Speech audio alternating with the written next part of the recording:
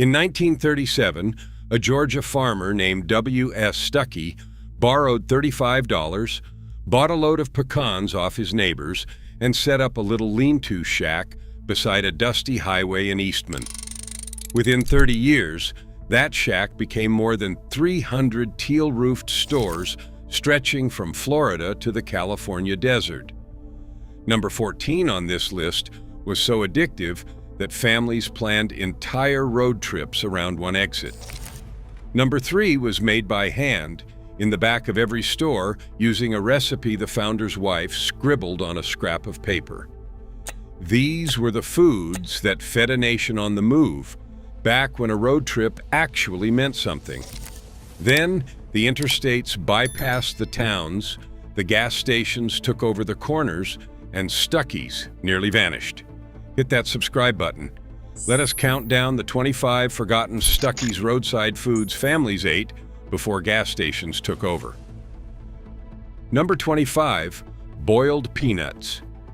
Before the candy counter, before you even got to the door, there was often a big pot bubbling out front, and the smell of it hit you through the car window. Green peanuts, still soft in the shell, simmered for hours in salty water until they turned tender as a cooked bean. A paper cup of them cost about a quarter in the 1960s, handed to you steaming, and you ate them with your fingers, cracking the wet shells and sucking the brine out before you even got to the nut. For a child crammed in the back of a station wagon somewhere in South Georgia, this was the taste of the South itself. Yankees driving down to Florida had never seen anything like it, and half of them thought it was strange. But the families who grew up on that road knew. A cup of boiled peanuts and a cold bottle of pop, and you could ride another 100 miles. Number 24, salted roasted pecans in the tin. Stuckey's built its whole empire on the pecan, and the simplest thing they ever did with one was roast it, salt it, and seal it in a can. These were not the candy. These were just the nut done right, tumbled in oil, roasted until the meat went deep golden and crackling, dusted with fine salt while still hot. A tin cost about 75 cents, and it rode home in the glove box to be opened at the kitchen table a week later, still fresh, still crisp. Fathers cracked the lid on a Sunday afternoon, and the whole room smelled toasty and rich. You could not eat just a few. The salt and the fat and the natural sweetness of the pecan hit all at once, and half the tin was gone before anybody noticed. Grocery stores sell bags of them now, but they taste flat and stale by comparison. Stuckey's roasted theirs to order. Number 23, cane and sorghum syrup. In the days before every pantry held a plastic bottle of fake maple, Stuckey's sold real dark syrup in glass jars along its shelves. Pure cane syrup, thick and near black, boiled down from sugar cane in the fields of Georgia and Alabama. Sorghum, a little thinner and more mineral, tasting almost like the earth it came from. A jar cost about 40 cents, and it lasted a family through a whole winter of biscuits. Your grandmother poured it over hot cornbread, stirred it into her coffee, sopped it up with a cold biscuit for a quick supper. This was sweetness, the way the countryside knew it, before corn syrup took over every shelf in America. Kids on a road trip begged for the little sample squares of pecan candy at the register, but the jar of cane syrup mama tucked in the sack was the thing that actually got eaten every morning for months. Number 22, Georgia peach preserves. Stuckey's was a Georgia company down to its bones, and Georgia meant peaches. Every store carried jars of preserves put up thick and golden, whole slices of peach suspended in their own syrup, the kind of thing a farm wife used to make, and fewer people still did. A jar ran about 50 cents. Spread on a hot buttered biscuit, it tasted like the middle of summer in the dead of a February morning. Families driving home from vacation carried them back north as gifts, proof they had been down south where the fruit actually tasted like something. The lids sealed with that satisfying pop when you first opened them. Mass-produced jelly slowly pushed the real thing off the table, all pectin and food coloring and no fruit you could see. But a spoonful of genuine peach preserves out of a Stuckey's jar reminded you what the word was supposed to mean. Number 21, the pimento cheese sandwich. Once the stores grew into proper stops with a grill and a counter, hungry families needed real food, and few things were more southern than pimento cheese. Sharp cheddar grated fine, folded together with mayonnaise and chopped pimento peppers until it turned the color of a sunset, then spread thick between two slices of soft white bread. It cost about 35 cents, and it needed no cooking, which meant a tired counter girl could make one in seconds for a family that had been in the car since dawn. Some folks took it grilled, pressed on the flat top until the bread went gold and the cheese oozed out the sides. It was creamy, tangy, a little spicy, and it filled a child up cheap. This was the pâté of the working South, and Stuckey's served it by the thousand to travelers who had never heard it called anything but a cheese sandwich. Number 20, the country ham biscuit. Salt cured. Southern ham aged for months until it turned dark and firm and intensely savory, sliced paper thin and tucked inside a hot buttered biscuit split down the middle. This was breakfast for a family trying to make time before the summer heat set in. A ham biscuit cost about $1, and it traveled beautifully, wrapped in wax paper and eaten one-handed at 70 miles an hour. The ham was so salty it almost bit back, and that was the point, cut against the soft, buttery biscuit and washed down with black coffee. Country ham was a farm tradition, the way rural families made a single hog last a whole year, and Stuckey's put it in front of travelers who might never have tasted the real thing. It has all but vanished from the road now, replaced by rubbery fast food sandwiches that taste of nothing at all. Number 19, coconut patties. Down in the Florida stores near the citrus and the seashell ashtrays sat the coconut patties, and children lost their minds over them. Sweetened, shredded coconut pressed into little pink and white and brown discs, sometimes dipped in chocolate, sometimes tinted the soft pink of a conch shell. A box cost about 60 cents. They were dense and chewy and almost too sweet, and they tasted like the tropics to a kid from Ohio who had never been farther south than the state line. Mothers rationed them out one at a time across the long drive home to make them last. They were a Florida souvenir you could eat, cheaper than a snow globe, and gone before you got back. You do not see them anymore outside a few tourist traps, and most people under 50 have never tasted one. First pattern break. Here's what made Stuckey's more than a candy store. In an age before rest areas, before drive-thrus, before a clean bathroom was something you could count on, Stuckey's was salvation on the American highway. The billboard started 50 miles out. 15 miles to Stuckey's, 10 miles, 5.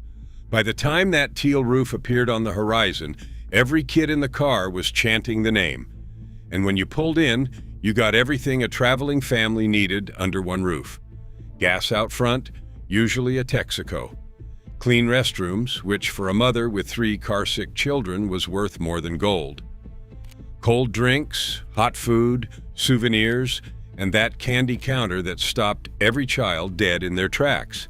Stuckey's understood something the gas stations that replaced them forgot. A road trip was not just about getting there, it was about the stops along the way, and they made the stop the best part of the day. Number 18, peanut brittle. Before the pecan brittle, there was the humbler peanut version, and it was a staple of the Stuckey's counter from the very beginning. sugar and corn syrup cooked to a hard crack, studded with roasted peanuts, poured out thin onto marble slabs and stretched until it shattered like amber glass. A slab wrapped in cellophane cost about 35 cents. It snapped between your teeth with a crack you could hear across the car, then dissolved into buttery sweetness with that toasted peanut underneath. Grandfathers who could not chew much else could suck on a piece of brittle for 20 minutes of pure pleasure. It kept for weeks in the wrapper, which meant it made the trip home and lived in the candy dish long after the vacation photos were developed. Homemade brittle was a lost art even then, and Stuckey's kept it alive one marble slab at a time. Number 17, pecan brittle. Take the brittle, swap in Georgia pecans for the peanuts, and you had something a cut above. The pecan is a richer, oilier nut than the peanut, and buried in that glassy candy, it turned buttery and almost creamy against the hard snap of the sugar. This was the brittle for a special occasion, a little pricier at maybe 50 cents a slab, and it was the one the grown-ups fought over. The smell of it being made drifted through the store, hot, caramelizing sugar and toasting pecans, and it pulled travelers to the counter like a magnet. Families bought slabs of it for Christmas gifts, mailed it to relatives up north, kept a piece hidden in a coat pocket for the drive. Pecan brittle was the taste of Georgia sunshine hardened into candy, and there is nowhere on the modern interstate you can buy anything close to it. Number 16, fresh orange juice and Florida citrus. The stores along the Florida routes leaned hard into the Sunshine State, and that meant citrus. Fresh squeezed orange juice poured cold into a paper cup, tasting nothing like the frozen concentrate families drank back home. Bags of oranges and grapefruit stacked by the door, sweeter than anything a northern grocery store ever carried. A cup of juice cost about 20 cents, and it was the most refreshing thing a hot, road-weary child could imagine. Families loaded the trunk with mesh sacks of fruit to carry back up the coast, a little bit of Florida to stretch out the vacation another week. There is something almost forgotten now about that ritual, the roadside citrus stand feeling, the idea that fruit had a place it came from and tasted better there. Stuckey sold you the sunshine in a cup and a sack. Number 15, fudge.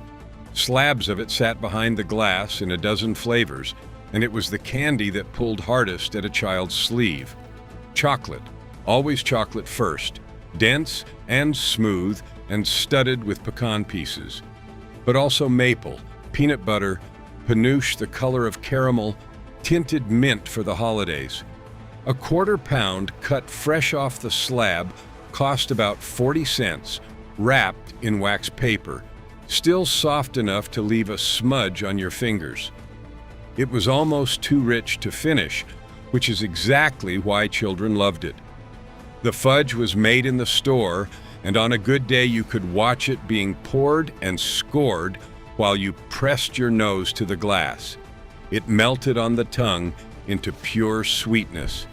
Fudge shops still turn up in tourist towns, but the everyday, roadside buy a slab on the way through Alabama fudge of the old Stuckey's counter is a thing of the past. Number 14, the pecan praline. Here is the one families planned their route around. The praline is a Deep South institution, a flat disc of candy made from sugar, cream, butter, and whole pecans, cooked to just the right stage and dropped onto marble to set into something halfway between fudge and brittle. Bite into it, and it went almost sandy, crumbling into a warm burst of caramel and toasted pecan that coated your whole mouth. A single praline cost about a quarter, and it was worth every penny. New Orleans made them famous, but Stuckey's put them in the hands of ordinary travelers all across the South. Grown men who claimed not to have a sweet tooth would eat 3 in a row and go back for a box. The praline was too fussy to make well at home, which is exactly why families bought them by the dozen at the counter and why so many people remember them as the best candy of their childhood. Number 13, the diner fried chicken. As the stores grew into full stops with kitchens, hot meals appeared, and in the South, a hot meal often meant fried chicken. Bone-in pieces, dredged in seasoned flour and fried in deep cast iron until the crust went shattering crisp and mahogany brown, the meat underneath still juicy. A plate with a couple of sides ran about $1 in the 1960s, which made it a real sit-down supper for a family that had eaten nothing but sandwiches for 2 days. The grease popped, the smell filled the whole store, and travelers who had been living on candy and pop finally got something that stuck to their ribs. It was not fancy. It was the kind of fried chicken a country church served at a homecoming, but after 300 miles of highway, it tasted like somebody's mother had cooked it just for you.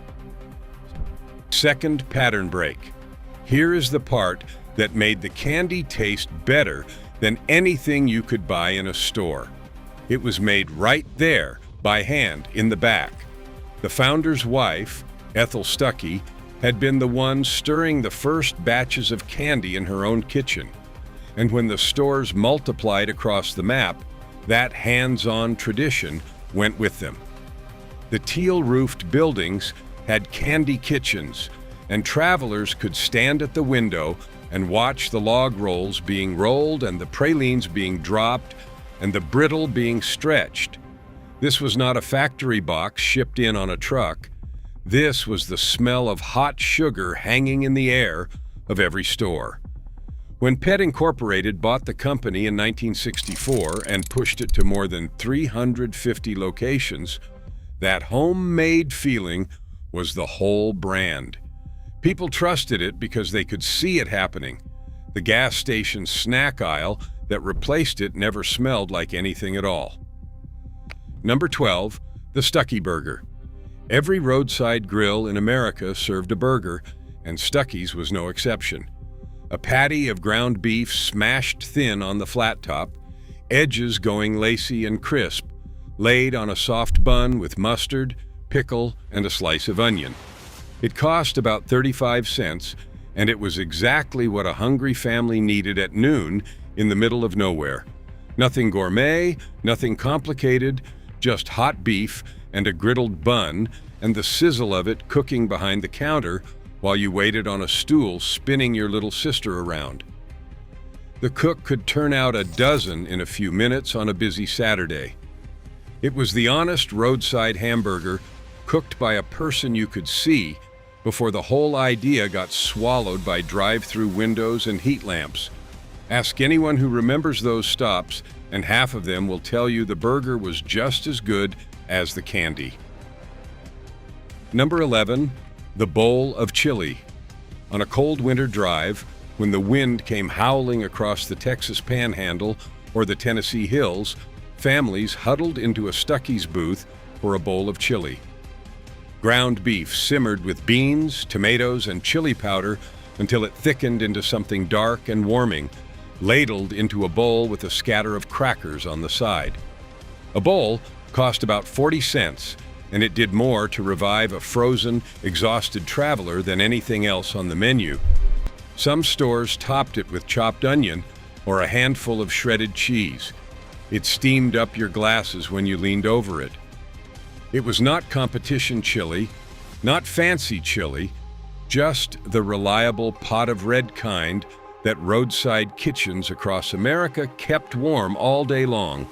A bowl of that, a pack of crackers, and a family could face another 200 miles of winter highway. Number 10, the grilled cheese and toasted sandwiches.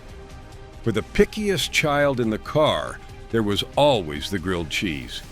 2 slices of white bread, a couple slices of American cheese, buttered and pressed on the flat top until the outside went golden, and the middle pulled into strings. It cost about a quarter.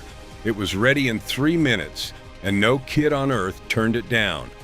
The counters also turned out toasted ham and cheese, toasted club sandwiches, whatever the family wanted done quick and hot. The smell of butter browning on the griddle was half the appeal. This was the safe order, the one Mama got for the toddler who would not eat anything else, and it never failed. Fast food eventually made the grilled cheese seem too simple to bother charging for. But at a Stuckey's counter, it was a proper little meal, made to order while you watched. Number 9, chocolate-covered pecans. Take a whole roasted Georgia pecan and drown it in smooth milk chocolate, and you had one of the quiet favorites of the candy case. Sometimes they were single nuts, sometimes clusters of 3 or 4 bound together in a chocolate mound. A little box cost about 50 cents. The snap of the chocolate gave way to the crisp, buttery crunch of the pecan, and the two flavors together were almost too good, rich and toasty and sweet all at once.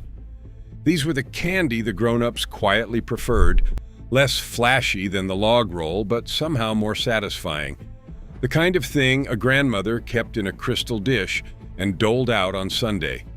They melted in a hot car, which meant you had to eat them fast or lose them, a lesson every road trip child learned exactly once.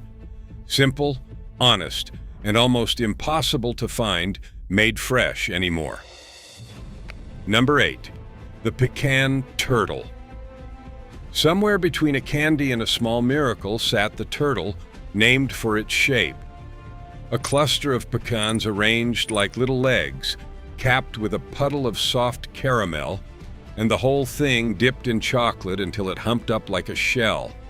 A turtle cost about 35 cents, and it was the most decadent thing in the case. You bit through the chocolate into the chewy caramel that pulled long strings as you pulled away, and then hit the crunch of the pecans underneath. It was 3 textures and 3 flavors in one bite, and it took real skill to make well, which is why they cost more than the plain candies. Children saved their allowance for one.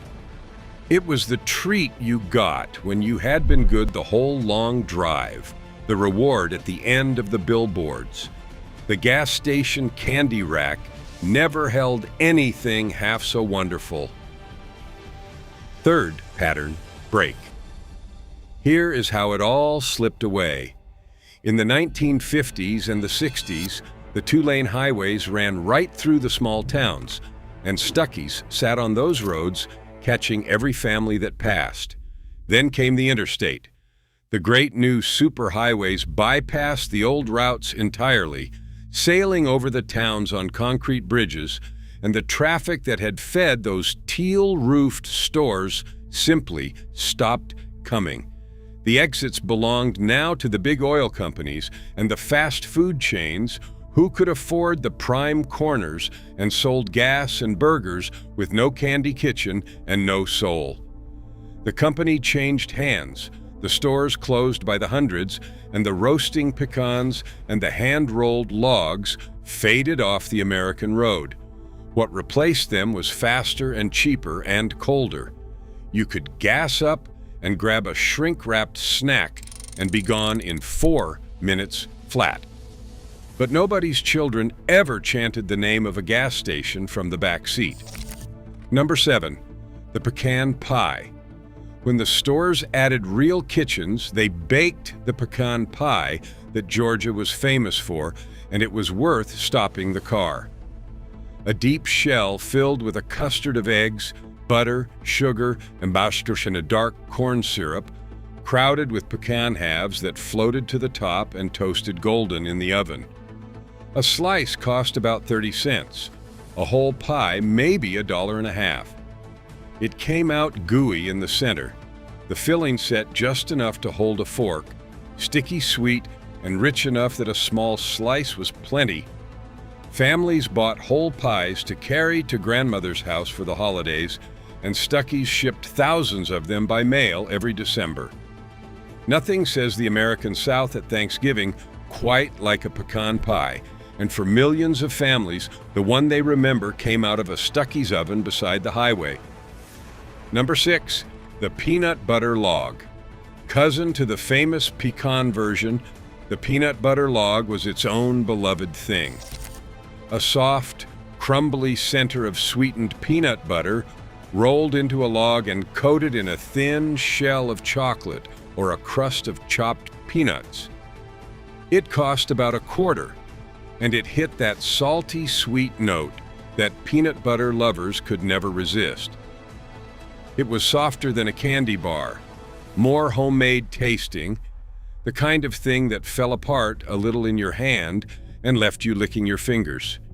Kids who found the pecan log too grown up gravitated to this one, all peanut butter comfort. It rode in the paper sack next to the pecan logs and the pralines, the whole haul of candy that was supposed to last the whole trip and never made it past lunchtime. You cannot find one anymore, and the people who remember them still talk about them. Number 5, the soft serve and pecan ice cream. On a scorching August afternoon, the sweetest sight in the world was the ice cream machine. Soft serve swirled into a cone, vanilla and chocolate, for about $0.10, handed over the counter to a child who had been promised it for 100 miles. The better stores made pecan ice cream too, studded with pieces of their own roasted nuts, scooped into a dish, and eaten in a cool booth while the parents caught their breath. There was no air conditioning in most cars back then, and that cold, sweet cone was pure relief. It dripped down your wrist faster than you could eat it in the Georgia heat. Ice cream is everywhere now, at every gas pump and drive-thru, but there was something about earning it at the end of the billboards, about that particular cone at that particular counter, that no convenience store cooler has ever matched. Number 4, the coffee at the counter. This one was for the grown-ups, and it mattered more than the kids ever understood. A cup of hot black coffee at the Stuckey's counter, poured thick from a glass pot that had been sitting on the burner all morning, cost about $0.10 with free refills. For a father who had been driving since 4 in the morning, fighting sleep across 3 states, that cup was the difference between making it and pulling over. He drank it leaning on the counter, trading a few words with the waitress, watching his kids fog up the candy glass. Coffee is not a food exactly, but it was the fuel of the American road trip, the reason so many families made it home safe. The waitress kept it coming without being asked. That small human kindness, a warm cup and a refill and a friendly word, is the thing the vending machine could never replace. Number 3, divinity. Here is the one made by hand from a recipe the founder's wife wrote down herself. Divinity is one of the most difficult candies in the world to make, an egg white confection whipped with hot sugar syrup until it turns light and cloud white, then dropped in soft peaks and studded with pecans. Get the humidity wrong and it will not set at all, which is why almost nobody makes it at home anymore. It cost about 35 cents a piece. It practically dissolved on the tongue, sweet and airy and rich with the pecans folded through it, unlike any other candy in the case.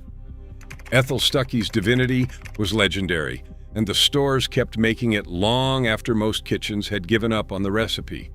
It was the candy that proved somebody skilled was working in the back. Ask an old-timer about Stuckey's Divinity and watch their eyes go soft. Number 2, the pralines by the box. The single praline earned its own spot earlier on this list, but the boxed pralines deserve their own mention, because for millions of families, they were the gift that came home from every trip south. A whole box of a dozen, wrapped and ribboned, carried back to relatives who had never made the drive. A box cost about $2, and it was the finest thing you could give a neighbor without spending real money. The pralines sat in the box, going a little firmer each day, which many folks swore made them even better, and they were rationed out one at a time until the box was empty and the trip was truly over. This was Stuckey's as a bearer of gifts. The reason a store in the middle of Alabama sent its candy to kitchens all over America. The praline traveled, and it carried a little piece of the roadside South with it everywhere it went. Number 1, the pecan log roll. If you remember one thing from a Stuckey's, it is this: a center of white nougat, soft and chewy and faintly sweet, wrapped in a layer of caramel, then rolled in a thick coat of chopped Georgia pecans until the whole thing looked like a little log pulled from a fire. It cost about 50 cents, and it was the reason the whole company existed. You sliced it into rounds, or you just bit into the end, and you got everything at once: the pull of the caramel, the give of the nougat, the crunch of the pecans, all of it stuck to your teeth in the best possible way. Every child in America who ever passed a teal roof begged for one. It was the taste of the road, of summer, of the great American family vacation back when the journey was half the point. The pecan log roll built an empire out of a $35 loan and a load of pecans, and it is the one thing people still ask for by name. Here is my challenge. If you ever pass one of the Stuckeys still standing out there, pull in and buy a pecan log roll. Just one. Slice it up, pass it around the car, and see if it does not taste exactly like being 8 years old in the back of a station wagon. Then come back and tell me which of these you remember. Drop it in the comments. I want to know if the pecan log gets more love than the pralines, and I want to know if your family ever chanted those billboards from the back seat. Because these were never just snacks. They were the taste of an America that took its time getting where it was going.